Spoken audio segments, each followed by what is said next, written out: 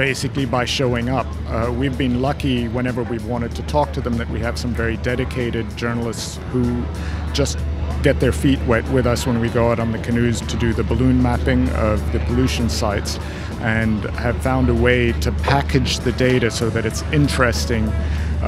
for the audience. And one of the ways that journalists can help is by finding the clear visuals and the good story that actually makes their idea of environmental cleanup not just boring, but something that's directly relevant to young people, old people, and to catch that image or angle story that makes it a sellable concept.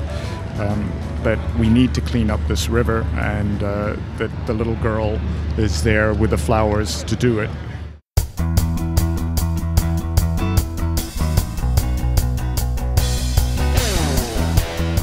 Some are, absolutely, yes. We have one very good journalist in our neighborhood called Michael Weiss, who works with the Brooklyn Eagle,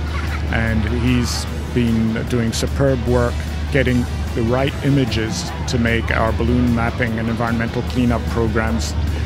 appealing to the public and to his editors, because ultimately you have to go to the editorial board and say, this is my story about the canal cleanup, what do you think? And they'll say, well, what's the angle? And one of the reasons we've been doing these bright silver balloons which sparkle and the red canoes is they're very mediagenic.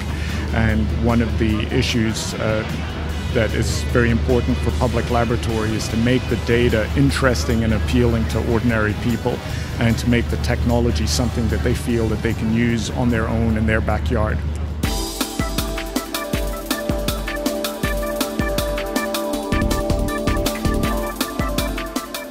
I think really we have to find things that aren't in the regular databases, and one of the problems with most of the state data is that it's collected at a too coarse a scale. And the one thing that is unique about citizen data is that we know best what's going on in our backyard at a much finer scale than the administrator who is responsible for 7 million people. And so really what we're doing is we're not confronting the state or fighting with the administrators, we're just making the state talk to itself again. We are its citizens, this is what we know, and what the digital media is allowing us to do is to feed back a specialized knowledge that we have that can help in the administration of our neighborhoods, and so that we can identify exactly where the problem is, and ideally through community discussion what the best solutions are.